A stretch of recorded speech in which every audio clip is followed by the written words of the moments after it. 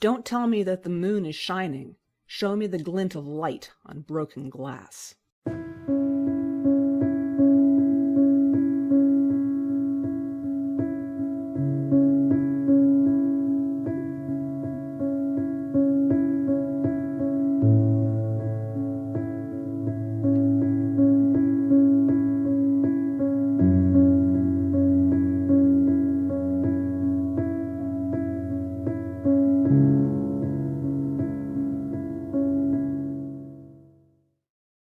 Hello, and welcome to Shining Moon Episode 30, A Walk in the Dark 2, Dark Fantasy versus Horror. I'm your host, Deborah L. Davitt. This week we'll be having a conversation with Tara Campbell, Kat Day, Lindz McLeod, Suzan Palumbo, and Sam W. Pisciotta. Let's start with some introductions. Tara Campbell is an award-winning writer, teacher, Campbell Fellow, fiction co-editor at Barrow House and graduate of American University's MFA in Creative Writing. Publication credits include Master's Review, Wigleaf, Electric Literature, Craft Literary, Uncharted Magazine, Daily Science Fiction, Strange Horizons, and Escape Pod Artemis Rising.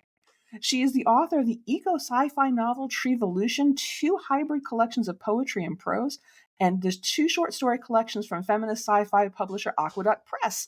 We are publishing brethren. I have been published by Aqueduct Press too. It's amazing.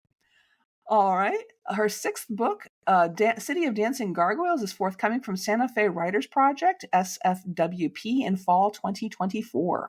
She teaches creative writing at venues such as Johns Hopkins University, Clarion West, the Writers Center, and Hugo House. Find her at www.taracampbell.com. Welcome to the podcast, Tara. How are you today? I'm doing wonderfully. Thank you for having me. Hopefully the airplanes flying overhead won't be disruptive. They started right when the podcast started. Oh, no, I don't hear them at all. You're good. Okay, great. All right, we'll move now to Kat Day, who is an editor and writer who lives in Oxfordshire. By day, she works as a medical editor and looks after her 2 children and wrangles the PseudoPod tower's tentacles into producing horror stories every week. By night, she does all the things she hasn't managed to do during the day. Her work has been published at venues including Flash Fiction Online, Cast of Wonders, and Daily Science Fiction, and she writes regular flash for her blog, thefictionfile.wordpress.com. Welcome back to the podcast, Kat. It's wonderful to have you back. Hi, it's wonderful to be back. Thank you very much. And also, happy Lunar New Year. It's the Year of the Dragon. It is, yes. I discovered that because I was trying to wrangle somebody for the podcast for later in March, and I had just reached out to them through their contact form, and they said, "Yes, I'm interested, but I'm very involved with Lunar New Year right now." And I'm like, "Oh crap! I didn't realize. I'm so sorry." No, don't worry. It'll take about a month for us to get together. It's fine. We'll make a connection along the way. We just lost someone. Who did we lose? We just lost Susan. Well, we'll get back to her in a second. Lindz McLeod is a queer working-class Scottish writer. Her short prose has been published by Apex Catapult PseudoPod. Her longer work includes the short story collection Turdurkin, Spaceboy 2023, as well as her novels Beast, Hear Us Scream 2023, Sunbathers, Hedene Books 2024, and A Floral Arrangement Harlequin 2024. That's a lot of stuff coming out in a very short time. I don't know how you have the energy, but that's amazing. She is a full member of the SFWA, the club president of the Edinburgh's Writers Club, and is currently studying for a PhD in creative writing. Welcome to the podcast, Lindz. Thank you very much. And my PhD is the most relaxing thing I'm currently doing. All right, so when Susan comes back, she is a Trinidadian-Canadian dark speculative fiction writer and editor. Her short stories have been nominated for the Nebula, Aurora, and World Fantasy Awards.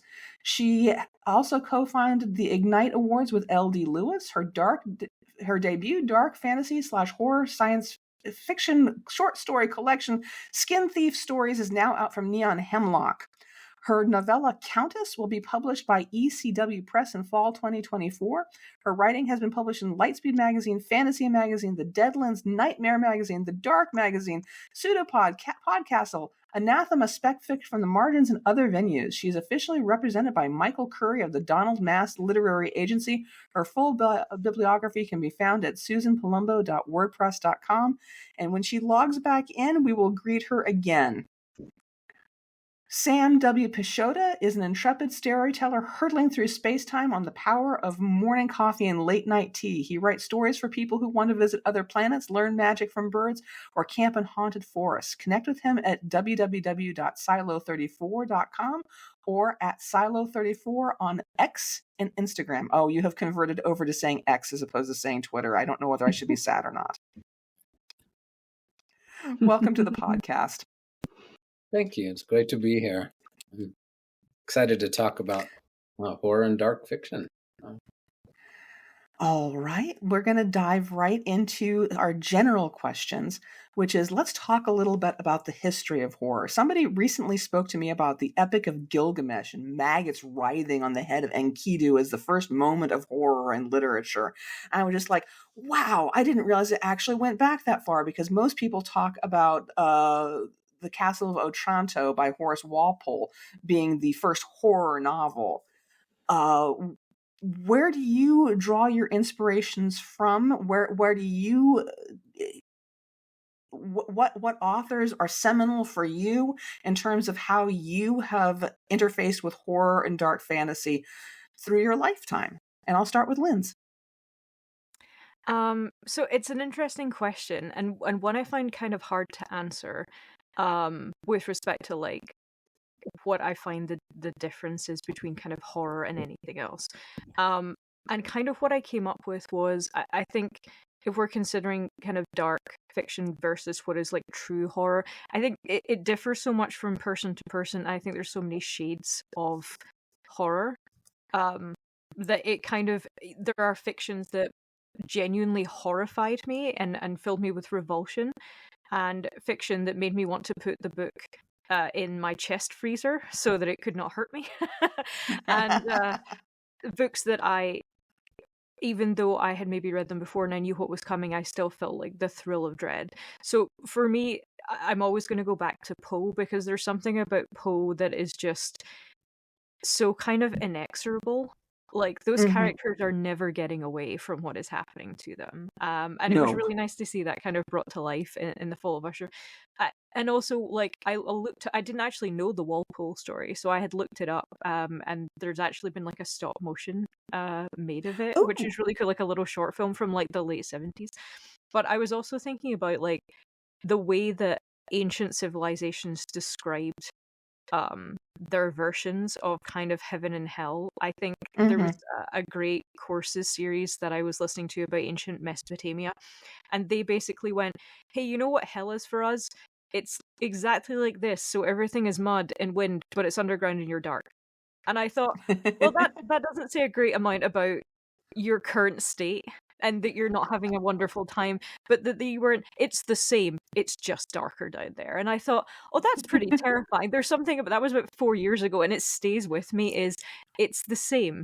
It's just windier and darker. So I think we can go really, really far back and find that things have always been, we've always been scaring each other. I think in some ways, it's how we feel alive. I think in certain ways. Welcome back, Susan. We introduced you while you were gone, but I just wanted to say hello now. I'm going to repeat the question, and I'm going to peg you for the person who answers it next. We're talking about the history of horror, and we talked a little bit about, the Epic of Gilgamesh and Horace Walpole's seminal and controversial novel, The Castle of Otranto. And I was asking people what works of horror have left marks for them. What has been seminal for you as a text that you can't get away from and that you use as a touchstone for horror for yourself? Okay, so first of all, I'm going to apologize because my internet started acting up as soon as we got on here. It was fine all afternoon. So if I come in and out as a I know. I'm like almost crying. I'm like, why? So if I fade in and out, it's just a meta performance of me being horrific. I am being a ghost. Do not just go on without me. It's like a zombie movie. Save. I will work with it. I will work with you. Don't worry. We will Yeah. have an Ouija board set up and we Yeah, will just figure it save out. yourself, continue on, and let Susan fall back. But so this question is very grounded in written literature, and I love written literature, so I don't have a problem with that. But I sort of approached horror. I went to school and I have a literature degree and all that stuff, and but things for me that are seminal. And we're gone. Oh no. I was wondering if we were going to be able to hold her because her voice was so glitchy. So, Yeah. oh man, This is a kind of horror in a way. She was yes. just. Yes. I feel like she was just about to start talking about, storytelling, verbal storytelling. Right. Yeah. Cinema or something. Yeah. Yeah, exactly. And the oral tradition and things like that. So Yeah. I was really wanting to hear that, and Yeah. now and we've got a comment in chat. Yeah. Oh, it's just me. Yeah.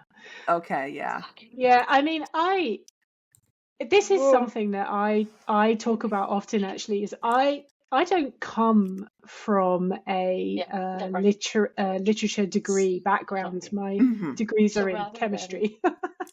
So I tend to look at things. I maybe look at things a little bit differently. But something that I am constantly saying is horror is the oldest form of fiction. I will die on this hill probably, just because it is I am absolutely convinced it is the first story humans started telling each other was essentially horror, in that it was intended to be warnings. It was, that is where the bad things happen. That is where the big monsters are. Don't go into that dark place. This is what will happen if you do this. This is what will happen if you do that. And in that sense, I think of horror as being I literally said this the other day. I think horror is the first story and the last story. It was the first story humans ever told, and it will be the last story humans ever tell. Yeah. When the world ends, we will be telling stories about the ending of the world. Yeah. And we told stories right from the beginning. If you go back into even like the oldest, I mean, just for the sake of obviously having a Christian background, I'm more familiar with the Bible than anything else, but it's the same in other religious texts, I'm sure. The Old Testament is brutal. Yeah. It's full of horror. It's, kill all your firstborn sons, rivers of blood, plagues of locusts. It's horrific. It's all horror. This is it. And it's all warnings. It's all. And so that's how I see horror. It's always been with us, and it will always be with us. That is something you've said something there that I want to come back to and touch on later, which is the idea of culpability and responsibility in horror. I'm going to not interrupt. But we're going to save that question for a moment, and we're going to talk to Tara, and we're going to say, what are some touchstone narratives for you, whether they're oral tradition or text tradition? What has touched you that has shaped your writing? Thank you for personalizing the question, because I'm kind of the odd person out here in that I actually sidled into horror. I did not dive in. I can't watch scary movies late at night, and yet I write horror, and I'm surprised when I see a story published under the horror category. But I think probably what shaped that approach, from my approach to horror, is The Exorcist. I was born in 1970. The book and the movie were sort of born in the early 70s. And I came into horror not through seeking it out myself, but my brother was very unkindly reading excerpts to me as he was reading the book. And of course, I mean, I would go away, but then I would come back and want to hear more, But so it's not something I sought out, but it was something that fascinated me in kind of that gruesome way where, it's like through the watching movies through your through fingers, through the fingers. Yes. And so I think and then I saw the edited version on TV probably around the same time. And I think for me, the idea of something that, getting back to culpability, something that you didn't bring on yourself and you can't defend yourself against, you can't like lock the door against it. And how do you figure out those rules when you didn't bring it upon yourself? Yeah. And so that idea of being in that kind of vulnerable position stayed with me. And I think that's kind of what fuels my fiction, that position of vulnerability and having to figure something out. And that's what fascinates me about anything sort of on the horror spectrum. All right. Sam, how about you? What narratives were seminal for you that shaped how you view and interact with horror? Well, I also think that it goes way back, and I taught Gilgamesh and had not thought about that, but it is interesting. But I have always seen, horror, sort of the roots of horror in religion and folklore. But for me, that, because I do have a literary background, so the modern sense of horror as literature comes from that 19th century, and I sort of grew up with movies based off of those things, Dracula and Wolfman and things like that. So I saw that quite a bit, and then was introduced to some of the things like through German expressionism, like Nosferatu or Cabinet of Dr. Caligari, and like movies for some reason have influenced me in terms of how I see horror and how I write it. I tend to use imagery a lot, and so those images in films that stuck with me from an early age, and trying to recreate, that light and dark juxtaposition and things like that. So, all right. I find it interesting that everybody has a different entry point, whether it's the cinematic imagination or the literary or the oral. But horror is such a absolutely huge field, as somebody on my YA podcast was pointing out, because they were talking about YA horror, and they were talking about just how absolutely sodding enormous horror is as a field. So, yeah, it really is.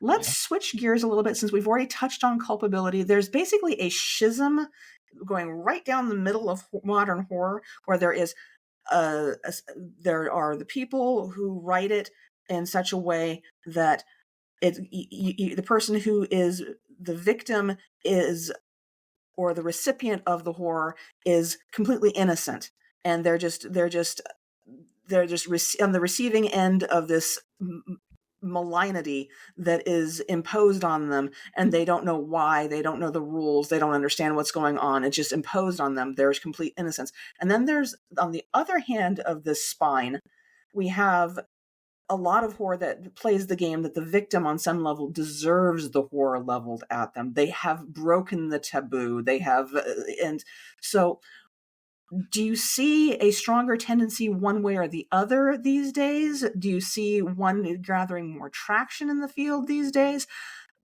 What do you personally write? Do you write towards culpability, or do you write towards the innocence? And I'm going to start with Lindz. So, the second that I read this question, when you sent it around, it made me think of one of my favorite stories of like pretty much all time. I'm willing to throw down on this hill, and it's a story that was published in Nightmare magazine, and it's called "We, the Girls Who Did Not Make It," and it is one of the angriest things I have ever read. If you've read it, it is the ghosts of the girls who were murdered in a basement. And part of the reason that they went into the basement in the first place is that the two young men who took them there were accompanied by a young woman called Sandy. Sandy believes that she's part of this group. Sandy thinks she's safe. Sandy is wrong. And Sandy ends up joining them. And there is a moment in it where you think, well, good, you deserve that, Sandy, because look what you did. But did she though, really? And the other ghosts kind of ignore her as because of that. but she's still in the same predicament as them. What do we think that, did she really do this out of any desire to, because she does not take part in a lot of the horrible things that happen. She's just sort of there to corral these girls in. She doesn't seem to take like joy in the other things that happen, but she was willingly participating. Why is that? Was there ever a sense in the back of Sandy's head that actually maybe this could happen to her if she doesn't? And so I have written some things like that. I wrote a piece which I fully believe will never be published anywhere because it takes the lyrics of a Mamma Mia song and it makes them so horrific that I think I probably scarred everyone who's ever read it. But I wrote it at a time when, particularly in the UK and also in Ireland as well, there were a spate of attacks on young women who were walking or running alone. It was something that I think it was like as we were just coming out of lockdown as well. I've written quite a lot about it. You may have heard of the case of Sarah Everard. There have been others as well. And when I started to write about the way that I felt about seeing these things repeatedly, in fact, one of the young women had gone jogging in a public place to avoid this happening and had been killed in a public place anyway. And there is no escaping it. And so I started asking my fiance, what did you do when you were on a US university campus? Is it different? And she said, well, we had rape whistles. What did you have? And I said, they taught us to carry our keys in our fists. I personally would have gone with mine as a better method of protection, but the fact that it wasn't even, oh, they didn't teach me anything because I didn't need it. She had an answer straight away. So I think I do write those things, and I do write horrible people and horrible things happening to good people as well. A lot of the horror that I write tends to be in the mundane, which Kat can attest to, because the story that I have in PseudoPod is very much gentle elderly retirees deciding to go on a serial killing spree together and talking about Countdown a lot, and it's very chill. It's cozy horror. I love it. It's so cozy, but it's also the piece that people come to me and they tell me they like it, but they keep a distance. They noticeably keep a distance while they tell me that. You don't come within arm's reach. But I even as I write those things, there's a place for my anger and my bitterness, but I prefer to write subverted versions of that story. I want the things that I'm powerless to change in life. I think sometimes I'm trying to fix in my fiction. So I'm giving people powers that they wouldn't normally have. I'm giving them the foresight to avoid something. I am sometimes, not all the time, but I am sometimes making the bad things happen to the bad people. Yeah. It's sometimes all it feels like I can do. All of the above. All right. Tara, how about you? Same question. Culpability versus innocence. How do you play with that? How do you subvert it? How do you work with these two themes? I think, there's a reason these two areas are always kind of duking it out in the genre, because there is a lot of gratification in the idea that, evil people are getting their just desserts, and that's why horrible things are happening to them. And it's a really attractive thing to write, just to get out some frustrations, right? And to read as well. It can be very gratifying. But I think also, people definitely are, the other side of that coin where, bad things are happening to good people is just an acknowledgement of the world, right? And so we can't ignore that either. And, some of the most intriguing stories blend those elements. Perhaps your main character seems innocent, but then as we work through the story, we find out maybe they're not as innocent as they seem. And so I really enjoyed those stories that play with culpability and make you ask the question, well, okay, what's the metric for how evil a person has to be to have something evil happen to them? So I love it when stories play with that and acknowledge that, there are evil people that still deserve to be saved sometimes, and sort of make you face that reality in your own work. My work tends to, be some of the wish fulfillment. But in not in terms of having evil things happening to evil people, but maybe letting people find a way out of the evil, so that if you're smart or you're good or you're virtuous, then maybe you can find a way out of those dark spaces.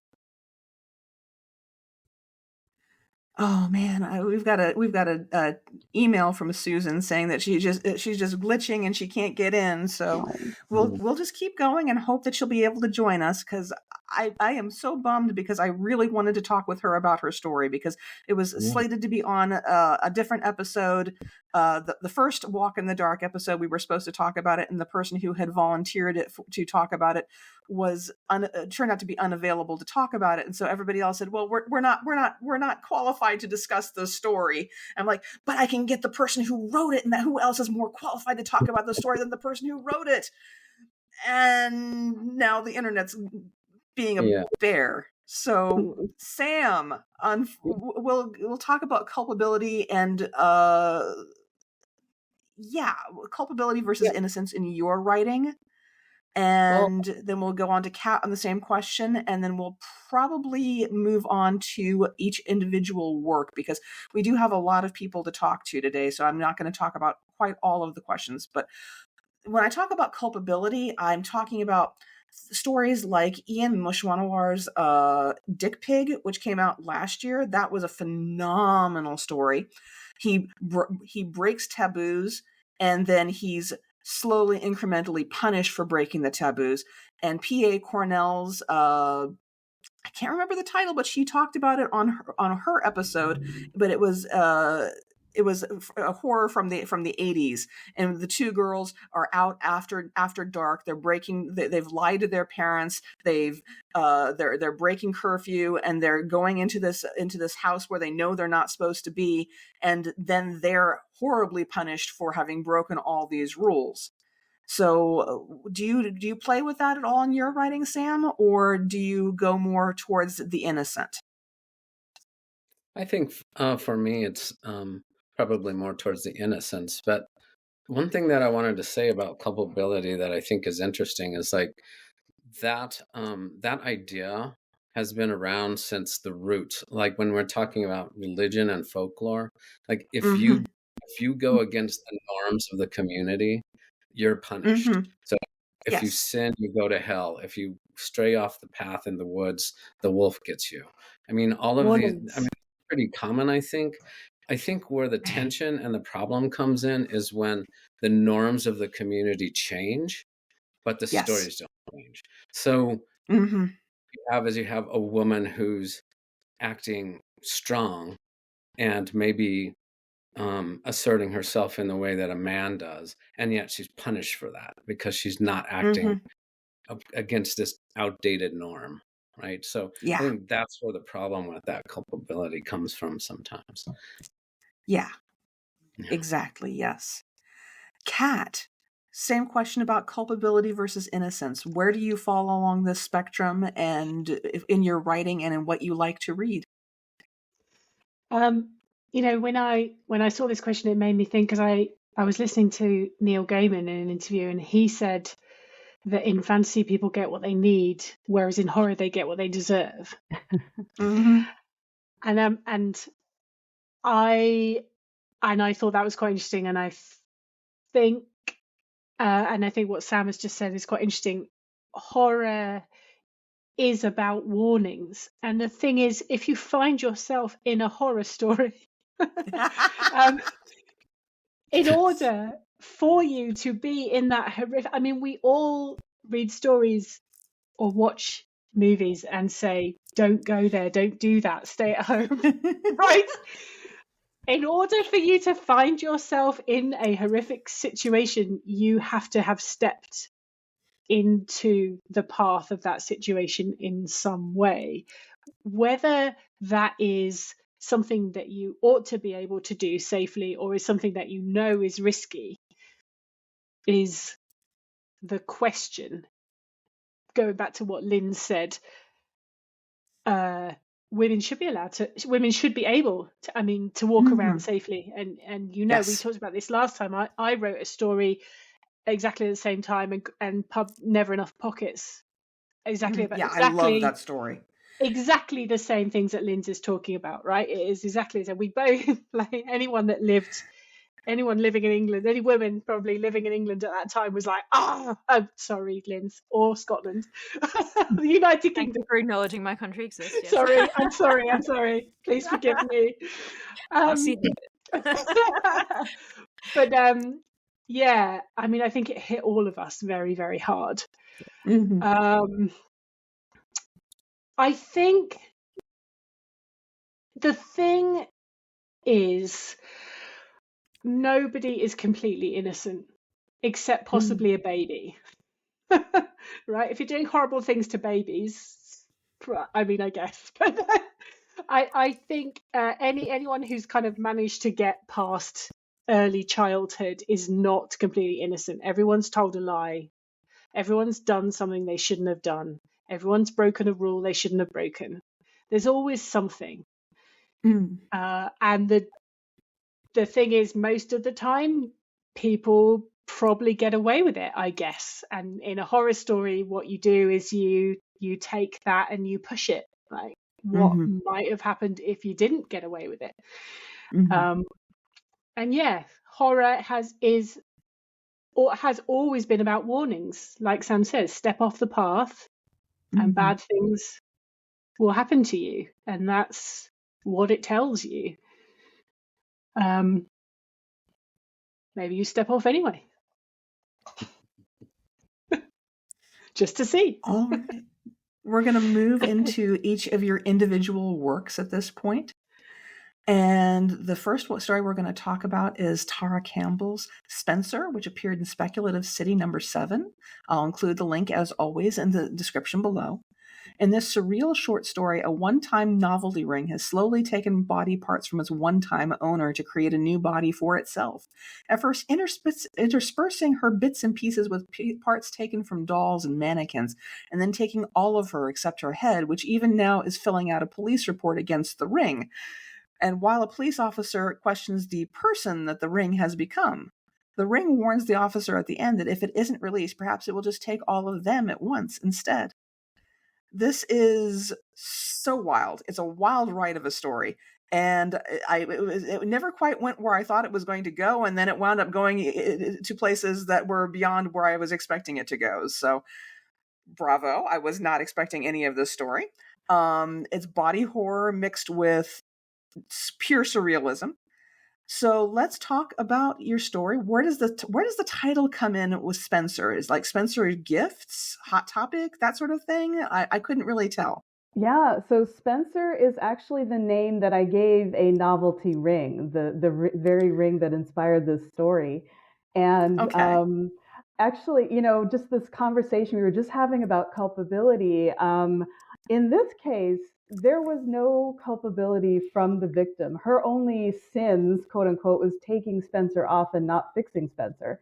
And so, everyone is the hero of their own story. And in this case, the villain feels vindicated for taking these body parts from the former wearer, right, to make a body of his own. And she hasn't really done anything wrong objectively, right? So the story came about because I had a novelty ring that I had purchased, and it was fun, and I wore it all the time. It was a skeleton head with diamonds for eyes, or the rhinestones for eyes. But it was cheap. It was like on the stretchy band. And eventually I wore him so much the band broke. I put him on the top of my dresser and said, I'll fix you. I'll get some string and fix you. And I kept not fixing the ring for months, and then for a year. And so the ring, I would see it every day, but I would continually not fix it. And so this ring just kind of took up residence in my head. And its real name was Spencer. I named some of my jewelry. And so I just wrote this from the perspective of this ring and about his frustrations and his motivations and what he would do to solve the problem. So in my mind, I wasn't writing horror. I can't read, like I said at the outset, I can't read horror. I can't watch a lot of things. So I really got into this from the perspective of he feels wronged. How would I feel if I were this ring that had been abandoned and, just left to rot? And what might I do to solve the problem? And so, yeah, I mean, I write these things from the perspective of the person and not necessarily according to a category that I think I'm writing in. If I remember correctly, when you were talking to me about this story, you were surprised that it wound up in the horror category at all. Exactly, because I was just writing about Spencer and him trying to, find a body for himself. And I tend to write things with a little bit of humor, and of course, in this case, it's dark humor.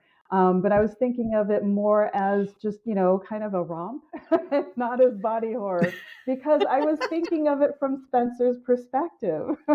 Yeah, understood. All right. We've talked about the title. We've talked about your inspiration for it. We've talked about how it wound up being horror. It's time to move to Kat Day, to her story, When I Was Young, I Did Not Need Magic, which appeared in PseudoPod 832, October 14th, 2022. Again, link will be put in the comments below. An elderly woman has caught a young intruder in her home and advises them not to struggle. Not that they can. She explains over a cup of tea that she's been slowly turning up the volume on her life since she lost her sense of taste, then her sense of hearing, and then the strength to move around, drawing on other senses and capabilities for her own use for decades. She reveals slowly that her partner moved out, that she tracked him down and used him up the way she's going to use up the young burglar. The story is slow, it's quiet, it's methodical, and it's completely horrifying. We've talked a bit about culpability in horror, the sense that someone somewhere is responsible for the evil or to blame for what happens to them. Here we have both. We have the victim being culpable. They broke into her house. They broke the taboo. They've broken the law of hospitality and of men. But the outside vengeance wreaked on them is where the horror lies. The narrator, to flip the trope completely, is the source of the horror. Did the voice come to you first? Or did the idea of the vampiric drain of people's senses come first? And in short, where did you get the idea from, and how did this work its way through your fingertips into the keyboard? I was desperately trying to remember. I know that I had the title first, but I am not quite sure where I got the title from. It might have been a Codex title, but anyway. I started from the title. I don't normally do that. Normally I write a story and then I pull the title out from somewhere. But this time I started with the title, and I was trying to think, because it sounds a little like it could just be somebody reminiscing about their life, right? And I had this kind of, how can I make this dark? And it kind of grew up into this quite twisted story. As you might guess from what I was saying before, I look for the grey areas in things, and I am disinclined to kind of set the world up as these are the bad guys and these are the good guys. In fiction. In real life, there are some definite bad guys. Well, yeah, but I just think it's more it's complicated, and it's more interesting when it's complicated. I wrote this story in deliberately using second person, because I wanted that very strong sense of a narrator, and I felt that it kind of allowed you to build up that horrific sense of, oh my God, she has gone so far too far with this. Yeah. The pacing on this story is magnificent. Because it starts off so slow, and then it becomes a grinding wheel, and it's inevitable by the time you get to the end, and then the shocks get faster and faster and faster towards the end, and it's really, really good. I recommend that people read this one or listen to it. You can go and listen to it. Yes, I narrated this, so you can hear me read it.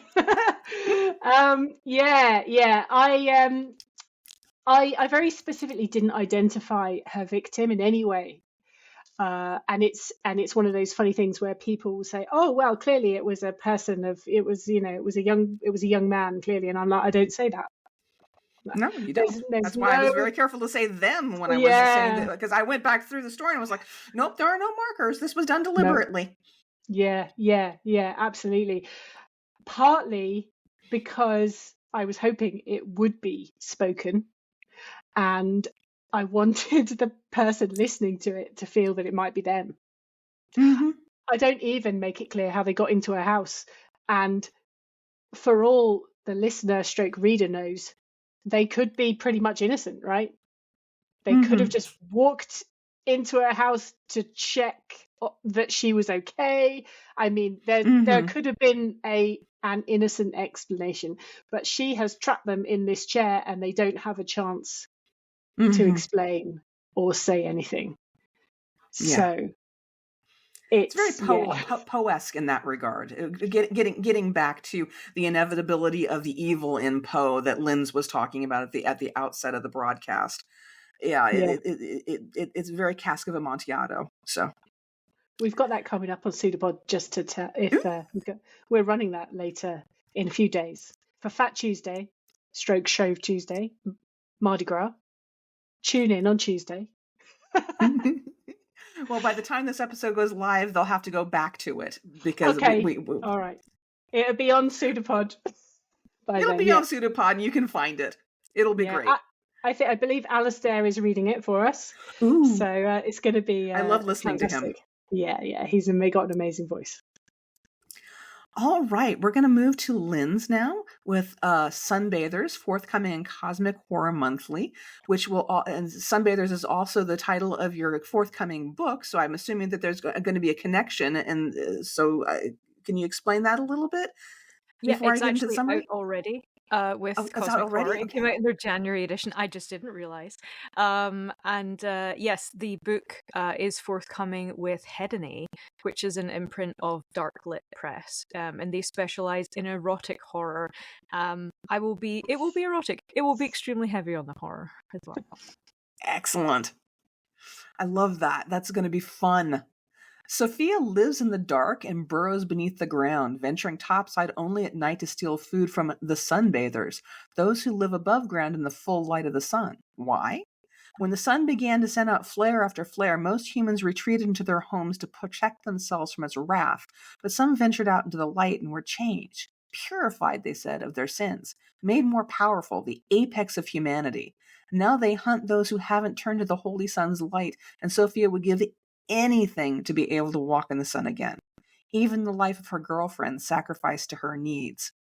The premise is dark fantasy blended with science fiction in a slipstream fashion. The ending is pure horror. It's masterfully done. I really enjoyed the story because I was kept guessing what the premise was, how things meshed together, and then the slow, inevitable slide of my needs are more important than the needs of the group or the needs of anybody else, and the selfishness of it. A very unlikable character, but she's the protagonist, so she's by definition the person with whom our sympathies lie, so we're sort of implicated at the same time with her selfishness, looking into ourselves. It's a really wonderful story. What gave you the inspiration for it, and how is this going to mesh into the novel? Is this first chapter of the novel, or how is this going to work? Well, firstly, thank you very much. I really appreciate that. This is one of the... Soph is one of the worst characters I have ever written. She is completely morally bankrupt and completely selfish. She's a tosser, in our parlance. And every time I got to a decision point, I thought about what I would do, and then I made her do... not that. I made her do the opposite. So she does a lot of terrible things. It is always selfish. She never considers the group or the betterment of other people, even in very, very small ways. So basically, I was born in 1985. I grew up watching Buffy the Vampire Slayer, which is such a huge kind of cultural touchstone, and it subverts a trope that we've had going on for quite a long time. And I had this in mind, and vampires, they're so often linked to like darkness and at the nighttime, and they're also linked to like certain kinds of appetite. So they have this lust for blood, but they also have like a sexual hunger going on. And especially for like this is kind of like touched on in Buffy and like Lost Boys and other things like that. But it's often the vampire is more sexually free, you know, and is more likely to perform what we would have in the past called like deviant behavior. And I started to wonder, what if I subverted both of those things? So what if the vampires in the story are made more powerful by the sun, which forces the humans to live in the burrows and become like nocturnal? And also, what would happen if I made the vampires basically wasps? So we don't really use the term wasp here, but like white Anglo-Saxon Protestants, they are pretty much strictly heterosexual. They actually enforce those rules socially with like various different means, shame and strength, and burning punishments. And Sophie doesn't know that exactly to begin with. She just is so sick of being in the dark and scrabbling around and eating whatever and having people that she knows eaten. There is actually and one of the first indications that she's a terrible person who really doesn't care about anyone but herself is that she mentions that she had been cheating on her girlfriend with someone from another tunnel. And she doesn't even remember exactly what the woman's name is, but she knows that this woman had freckles, and she once found, after like a cave-in had happened, she found a freckled foot spitted over a campfire. So she's like, oh well, I guess she's dead. And she still does not remember what her name is. And I'm like, you're just the worst. Why are you like this? You're so bad. But yeah, so I actually had sent it to it's kind of a funny behind the scenes story that like I haven't talked about yet, but I had sent this story to Caitlin Marceau, who if you read any kind of horror, and especially indie horror, you'll know as someone who's like been really up and coming for quite a few years and is doing very, very well for herself. And we had kind of become friends. I had sent her this story as well as one which was, I can only describe as an intensely psychosexual drama where Estella actually seduces Miss Havisham and then causes her to kill herself. And my aim was, please write a book with me. And Caitlin got back to me and said, hey, I'm obsessed with Sunbathers. And I was like, great, maybe we could write it. And she said, actually, I want you to write it. And, you know, don't tell anyone yet, but I'm starting a press. And I want you to be the debut of this. And so I was like, you know, that's a consolation prize. It's not getting to work with you, but I will take it.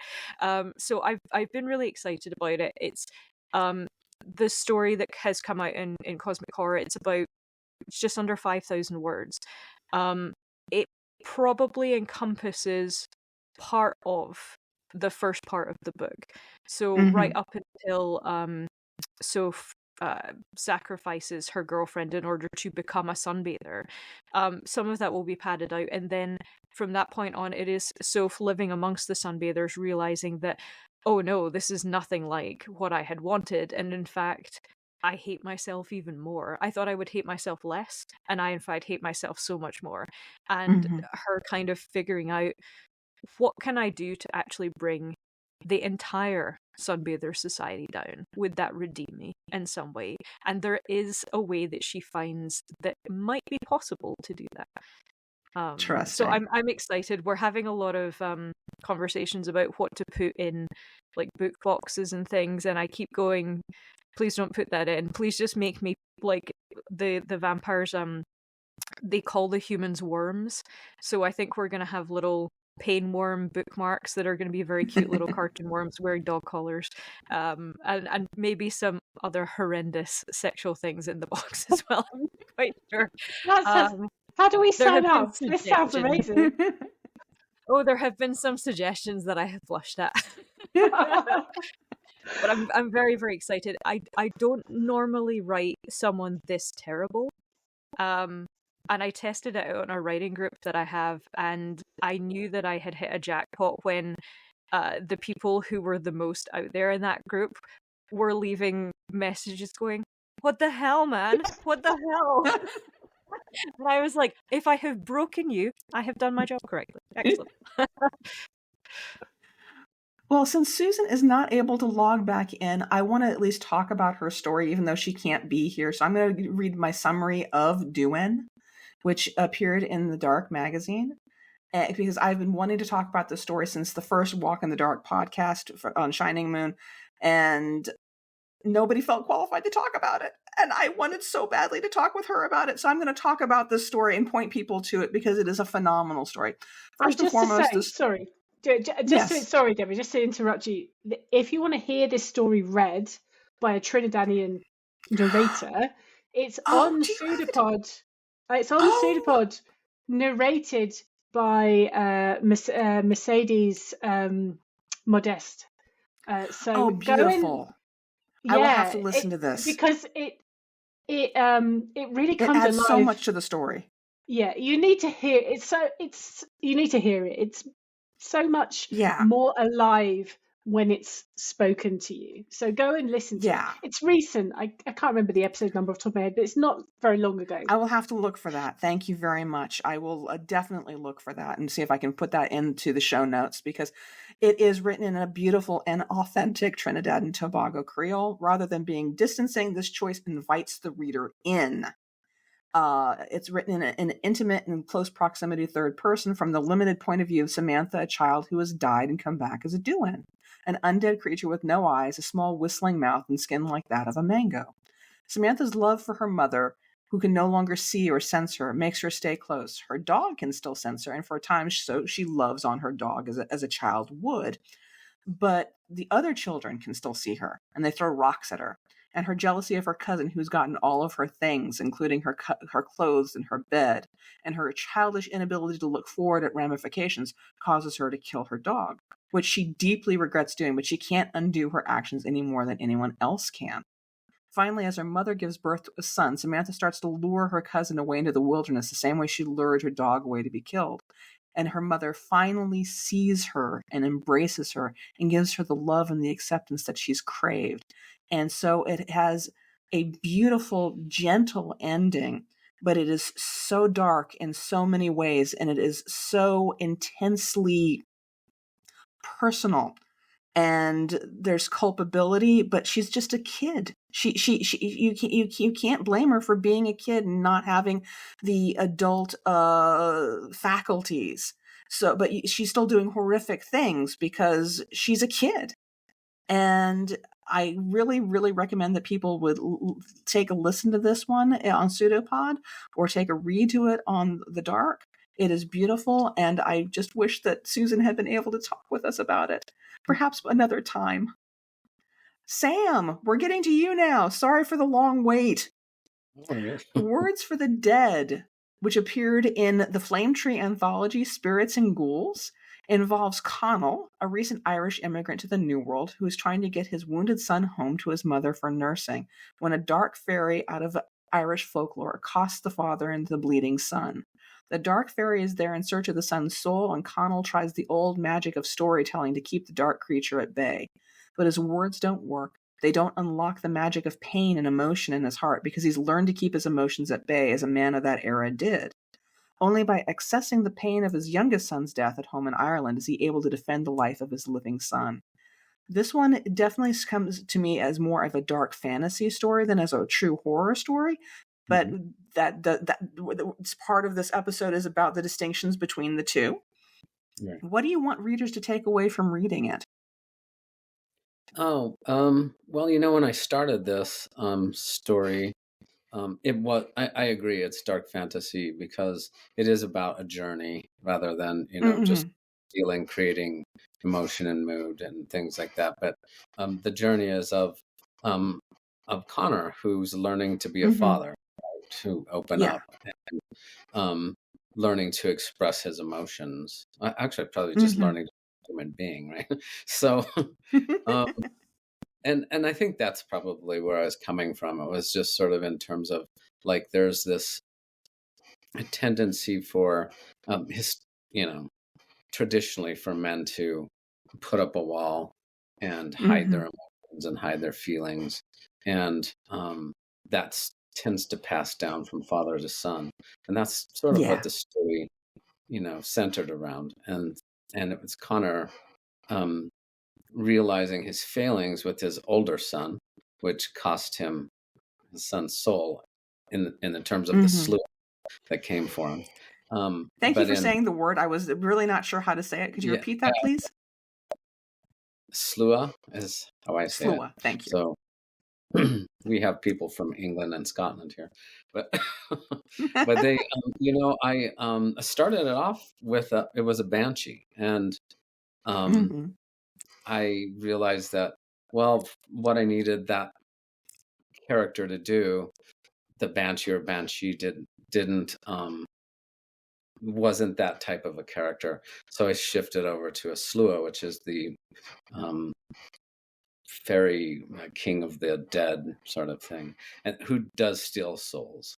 So, but at any rate, that character, it's Connor's inability to connect and to express himself that is his failing with his oldest son, that he corrects with the youngest son, and he's able to save his youngest son eventually. All right. We're going to bop back up to Tara with the story Sasa Bonsam, which appeared in Strange Horizons, December 11th, 2017. Link will be in the comments. In this story, the man-eater Sasa Bonsam first takes a man to eat, a man who snuck out of his village, culpability, on unspecified business. The spirit remains alive in the creature's belly because he feels anguish. Sasa Bonsam then eats the man's wife, taunting the man's spirit because she smelled of sex with another man. Culpability. Then Sasa Bonsam begins to know regret because the man's spirit accuses him of wrongdoing. She had been pregnant and the creature is supposed to have a code. Culpability! Even though she'd made him a cuckold, even though he died before her, he still loves her, and that poisons Sasa Bonsam until the realization that the man's true indigestible regret is that he didn't succeed in killing his wife's lover. Ooh. We got some tension going now. The ending is spectacularly dark. Sasa Bonsam no longer answers the voice of the man he killed. The man has become the creature who killed him, and now he finally finds his revenge against his wife's lover as that man walks out under the trees that you're not supposed to be walking under, long after he's forgotten who the man even was. So this has got some layers going in it. And so does this story come out of established legends, or did you give it a personal tweak or twist? And what was the inception point? Yes and yes. So I was doing a lot of research into the Ashanti for another book project that became my master's thesis. And it's all about sort of the Ashanti region being sort of modern day Ghana, roughly, Okay. those boundaries. And there in West African folklore, there is a creature called Sasa Bonsam. It's a bloodsucker creature that has a brother, Asanbasan, who actually eats the bodies. But I was fascinated by these stories of this creature and the idea that, they sort of sit up in the trees. And in the stories, they don't necessarily have a code. They snatch up anybody who happens to be out at night. And so sort of in the vein of warnings that we've been talking about earlier, don't go out after dark, don't sneak around because, Sasa Bonsam might get you. So I started thinking again in terms of, from the perspective of the creature and what the creature wants and sort of creating what kind of code it might have. And so there you get culpability because again, the creature has its reasons for what it does. So the story really came out of the research and my curiosity about this creature. And so it kind of follows the more classic horror lines because it started in the more classic horror lines of this, this monster that we're supposed to be on the lookout for. And so my adding to it was sort of more the psychology of what's the monster's perspective and why it might be doing what it's doing. It's a very interesting story, and it's got some really lovely layers. Again, I highly recommend people check this one out. A link will be in the comments. Bopping back down to Sam for our last of our stories before we go on to other people's stories. Blue Line on a Winter's Night appeared in Factor 4. And in this flash piece, so we're talking something that's under 1,000 words, so you have to bend your world building really tightly down. In this flash piece, the narrator's on a night train, and he can't quite believe it when he first meets a banshee, then La Llorona, then a voodoo woman. but none of them are there to reap his soul. Rather, in spite of his fears, he's becoming one of them, a reaper, a taker of souls. So this one has elements of urban fantasy, dark fantasy. Which would you classify it as? Because I don't really categorize this one as being horror. It's again about a journey. And so where did you get the idea from it for it? And take it away. Talk to me about it. Well, this was through Codex. This was a Weekend Warrior story. So it was part of a competition I wrote. Yeah. That I expanded on, and I just that image, like I said earlier, like images play a big part in my process in terms of even how I begin, like conceptually. Like I see something, I see an image of a character in a situation, and then right from there. And so there was this young man on a train sitting across from a banshee, and so it's really hard to. I also see elements of urban fantasy and straight fantasy. I tend to probably think of it more in terms of horror, although it's not really graphic and bloody. But I think I do that because it doesn't. It's trying to create a mood. Like that's what I'm doing with it. Like the language and the images are there to be dark, and in the end this kid's never getting off the train. So what's going to happen to him is going to happen to him. Then that would be an existential level to the horror, which is interesting, and I didn't really get that because it didn't come across as a horrific end to me. It came to me as sort of a hopeful one. But that is just how I read things. So, well, maybe you would like to be a reaper, but he, I think it wouldn't necessarily be a bad thing. It wouldn't be a bad thing. What I mean by that is he's not going to get off the train the same way that he got on the train.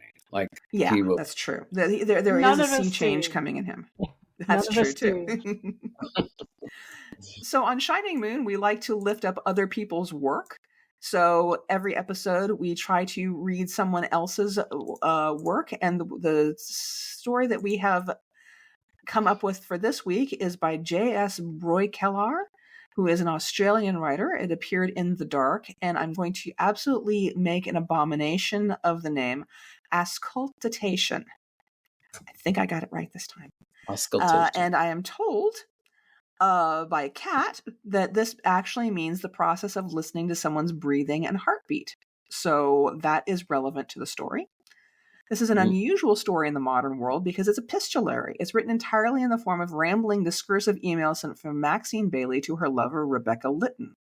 Maxine has lost her job and has been hitting the prescription drugs pretty hard, so Rebecca has, it seems, bet her that she wouldn't last 2 weeks at a cottage in the country on the estate of a ruined manor house. Maxine takes that bet and tries to update her CV and practice yoga and do all the things one needs to do to put one's life back together. But the manor house is getting closer day by day until it swallows the cottage, preventing her from returning to London. And then she discovers her lover's long-dead body inside the manor house. How much of this is reality and how much of this is delusion is up for debate, but she joins her dead lover in the bed at the end. Is this horror? What type? And what did we like or dislike about this one? And we're going to start with Lindz. So this was a really disconcerting story for me to read because I had a similar one.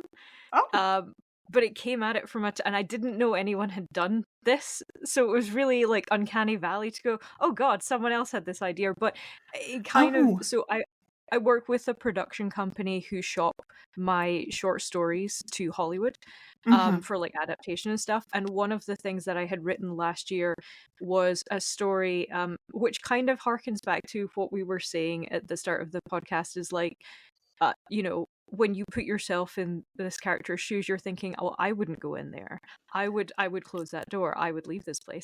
And so I thought, I'm so sick of these haunted house things because I would be out of there. You would not see me for dust. I'd be like, no, thank you. Dust. I think I'll just stay in the lounge. Thanks. I would be like the road runner. You literally would not see me. You'd see me waddling away.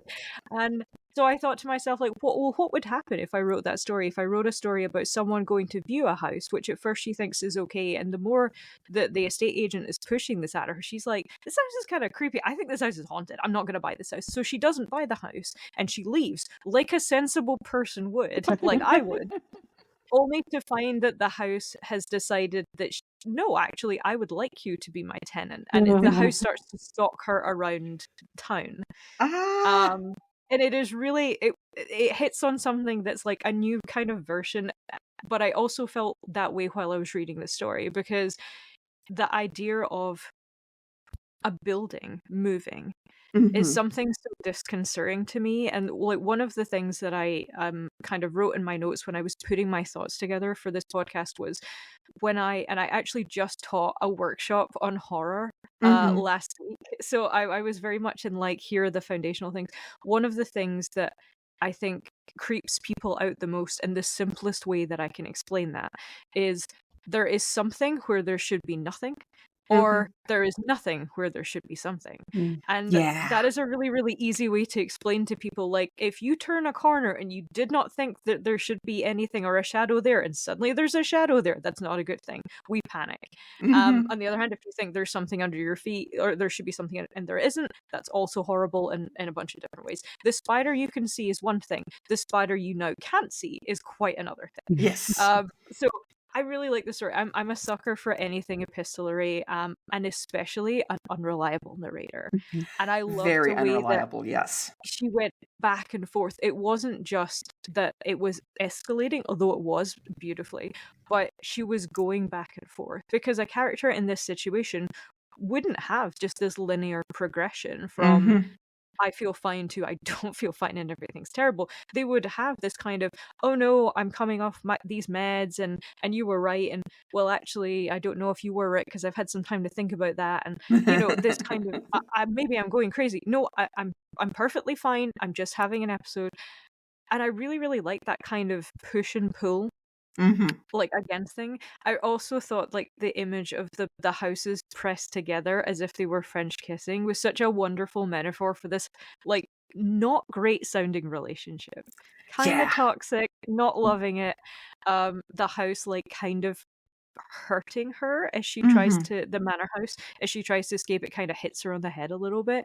And I'm thinking, yeah, there's so many little things that represent this missing partner that we never see, and of course we're only seeing it from her point of view, and a story told from one person's point of view of course has to be shaded in some way, but I just really loved the way that it went back and forth, and she was like, oh, you're too good for me, although you did actually do some things now that I think about it, but no, you're really too good for me. And also the thing about the cat was heartbreaking. I was pretty mad about it. That hit hard. That hit really hard.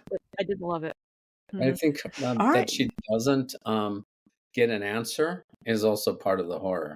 Like, yes, it is shaded by one side, but I keep thinking, man, this woman's not answering. She's all alone. And it makes her feel even more isolated. So that's a nothing where we expect there to be something, because we expect there to be answers coming and there aren't. And I think that's pretty fun. Yeah, this story has kind of all the hallmarks of, you know, when you talk about what makes a horror story. It's got, you know, the isolation with the spotty cell coverage. It's got silence. It's got, you know, crumbling buildings and the vulnerability of close relationships changing, like family becoming dangerous or something like this. Even, you know, the long dead body moldering on the bed. It's very sort of, you know, it's very Poe, but it's doing something new with it, right? It's using this epistolary format, and the unreliable narrator is, you know, that's what gets me. Yes. You don't know what you think you know the whole way through, and you're questioning everything as you go. So yeah, very classic story. For me, I am a sucker for a circular story, and the thing, and it doesn't happen that often that I will be caught unawares by something in a story, because I've read so many, but this one did, because it's, I guess spoilers are fine, right? Yes, yes, absolutely. Yeah, there is right at the very start. She says, "Oh, you couldn't come because you're getting over pneumonia."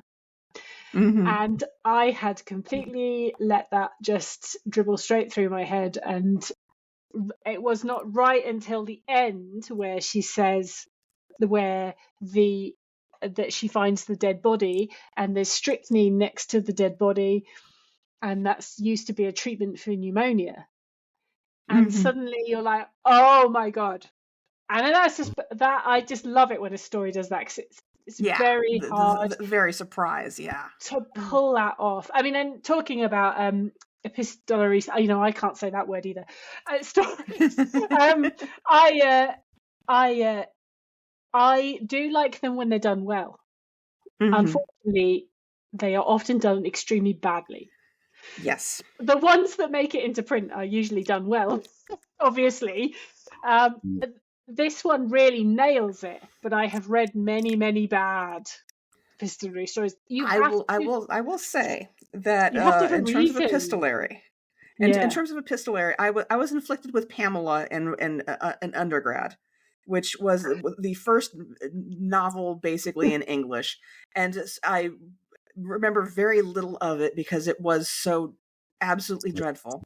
But I do. But we, as a reward for making it through Pamela, we were allowed to read Shamala, which was the parody written in the 18th century, as a direct response to Pamela, which does all the things that Pamela does, but pillories it. And it does all the things like, he's coming into my room right now as I'm writing this. Oh my God, he's about to, oh no. And the dash, it does all the things that epistolary does so poorly. So I have the thing, I don't like epistolary usually, but when it has the unreliable narrator and all the things that this one did, I was looking at it and going, do I like this one? I think I do. It caught me off guard because it got under my bias against epistolary and got me. So yeah. It's really good because, sorry, Sam, it's really good because it absolutely stands up. So many epistolary stories, you're like you just said, you're like, when did they stop and write that down?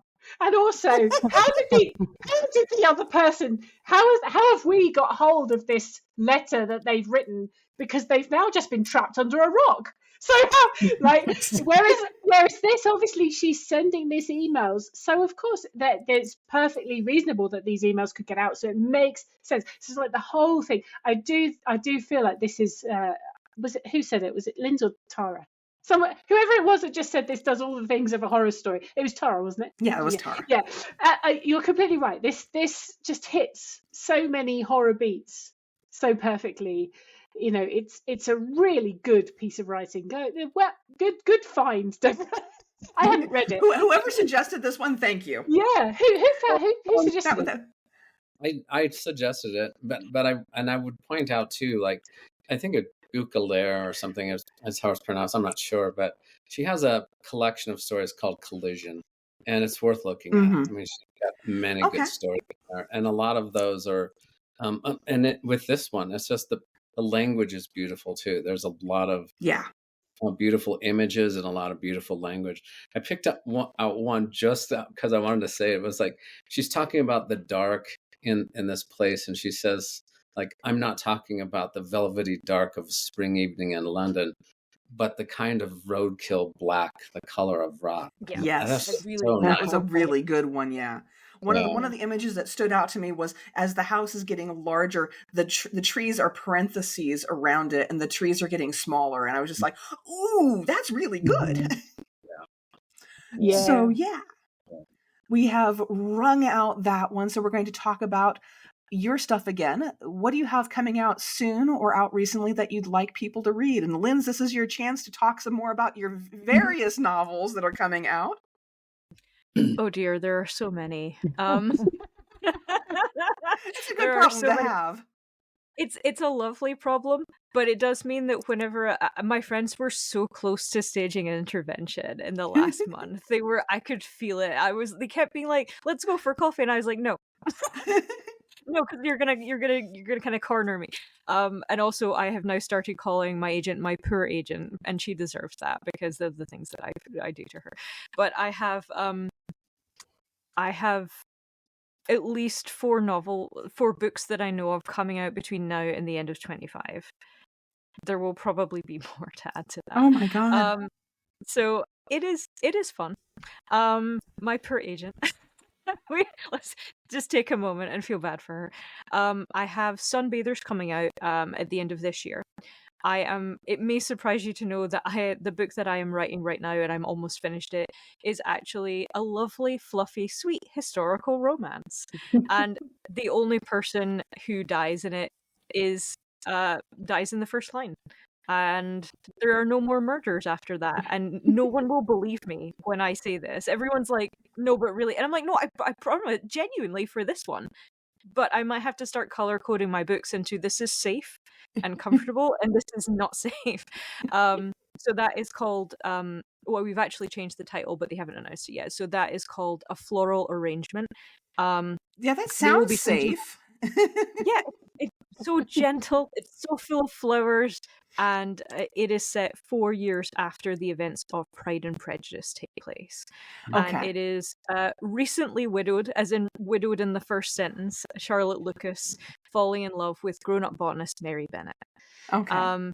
It's very cute, and again, no, I do promise that no one dies. Maybe I should stop promising that no one dies, because I feel like that's giving people concerns. This podcast going to come out next week? It's going to come out on let's see, this coming week is the 14th. It'll come out on the 21st. Oh, perfect. So then I can spoil something for everyone here that I could not otherwise do. So I am actually going to be announcing a collaborative project this week. I am so excited about this one. This is a strange little love child that I put together myself, and a publisher has already signed on. Haha, more fool them. And that will be coming out at the end of 25. I have chosen. I'm going to be working with a different writer every month. We're going to write a fiction piece together, then a non-fiction piece about how we did it. I have chosen 8 people already. They range from like people who were on the Locust ballot like 5 times last year, you might know who that is, to someone that I am also working with on another project who wrote for The Handmaid's Tale, someone who's a Sunday Times bestseller, some writing teachers, other people who have been in a lot of different things and are wonderful, talented people, all of them. And I am opening up application spots for the last 4 spots because I believe in crowdsourcing fun things. So I'll be announcing that this week, and it's called An Honor and a Privilege. And I will also be writing a book with my darling fiance, who is a very talented writer in her own right. And we are not allowed to talk about what that is. Okay. But it's going to be snowy, and it's going to be horrible. Nice. Tara, how about you? Coming out soon or out recently? Yes. Well, I am equally writer and teacher, so I have some classes coming up, one in particular through Clarion West that is going to be a reading class based on the book Exploring New Suns, new speculative fiction by writers of color, and that's coming up in February and going into March. In terms of publications, I have a book coming out in September, so it'll be a while before that is going to be available for pre-order, but I am in the midst of thinking about it. It's called City of Dancing Gargoyles, coming out with Santa Fe Writers Project, and it's basically set in the 22nd century in the U.S., climate change, aridification, and 2 of the main characters are sentient gargoyles who are on the search for water. Okay. That sounds great. Sam, out recently or coming out soon? Yeah, well, I just had Song of Nyx come out in Analog, the last issue of Analog. And I have a story coming out in Penumbra called Breakfast in TikTok, which is about a family of mathematical concepts who break into this world, and they're searching for I love how surreal that is. Oh my God. Yeah, so That's so Harlan Ellison. I love it. Hat, coming out soon or out recently? You know what? I have got a bit of Flash coming out this year. I'm not very good at getting things actually written and out into the world, but I have got some. But I'm not quite sure when that's coming out. In terms of PseudoPod, we mentioned at the start of the podcast, or did we mention in the middle of it? I've lost track. But anyway, for Mardi Gras, we've got the cask of Amontillado. We're doing a run of that. Nice. Yeah, then we've got some other like amazing stories coming up. I'm just kind of reminding myself there's some really great pieces coming up this year. I'm so looking forward to so many of these. So yeah, go in there, point your podcast wherever you get your podcast. Go and point it at PseudoPod, please. Yes. and subscribe, and then take all of your friends' phones and subscribe them to PseudoPod as well, and it'll be fine. Nobody will be traumatized too badly. Only a little bit around the edges.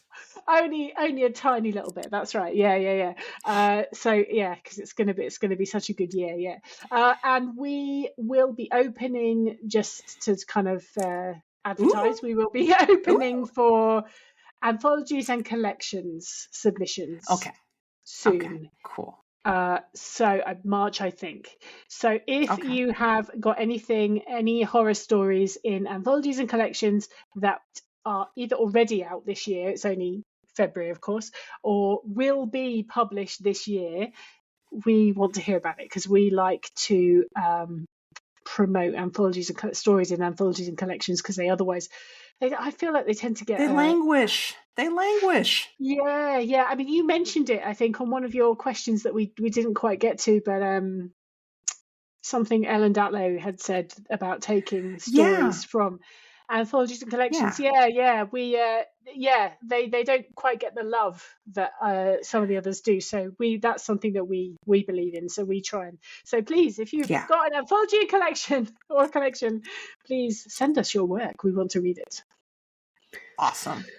All right. Thank you all for having been here to speak with me this week. I've really enjoyed our conversation. It was a really good one. And I'm thinking that a lot of people are going to enjoy listening to your insights, and maybe we'll go check out your stories, which I, again, highly, highly endorse. We had some really good ones to talk about this week. Next week on Shining Moon, our topic will be non-Western fantasy, and I'll be talking with Tina Zhu and Osahana Izuyamu on that topic.